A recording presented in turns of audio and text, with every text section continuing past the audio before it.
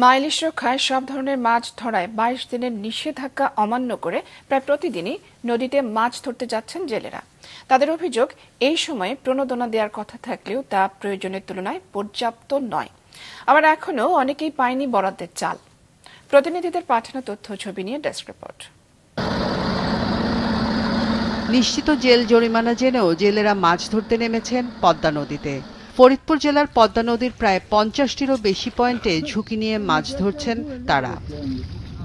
তাদের দাবি, নিবন্ধিত জেলে হবার পরও প্রণোদনার চাল পাননি, তাই কিস্তির টাকা ও পরিবারের চাহিদা মেটাতে মাছ শিকারে নেমেছেন।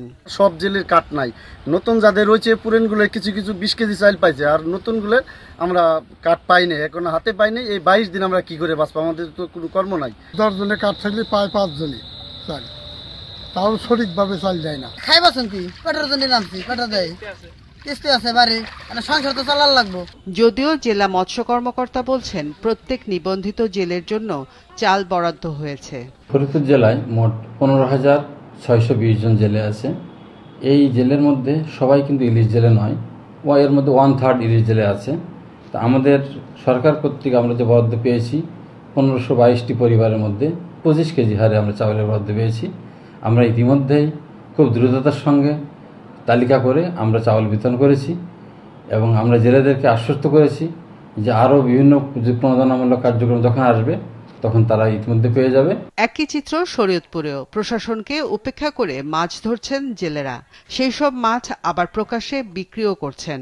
আমাদের উপরে কাজ নাই, এদিকে তো আমরা তো কোনো সরকারের কাছ থেকে তো আমরা কোনো সহযোগিতা পাইতেছি না। সরকারি চাল ডাল আছে, আমরাও তার কিছুই পাই না, এখন আমরা কি করে খাবো কোন?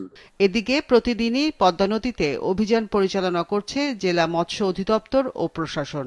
অভিযান পরিচালনা করতে গিয়ে আমরা মূলত জেলেদের আক্রমণের শিকার হয়েছি এবং আমরা প্রশাসনিকভাবে এটা মোকাবেলা করতে পারছি আর কি। কেবল ফরিদপুর ও শরীয়তপুরই না, ইলিশের প্রজনন মৌসুমে মা ইলিশ রক্ষায় প্রতিদিন দেশের বিভিন্ন স্থানে অভিযান পরিচালনা করা হচ্ছে। চলতি মাসের 22 তারিখ পর্যন্ত থাকবে মা ইলিশ সহ সব ধরনের মাছ ধরায় নিষেধাজ্ঞা। রওশন জাহান মিষ্টি, মাছরাঙা নিউজ ডেস্ক।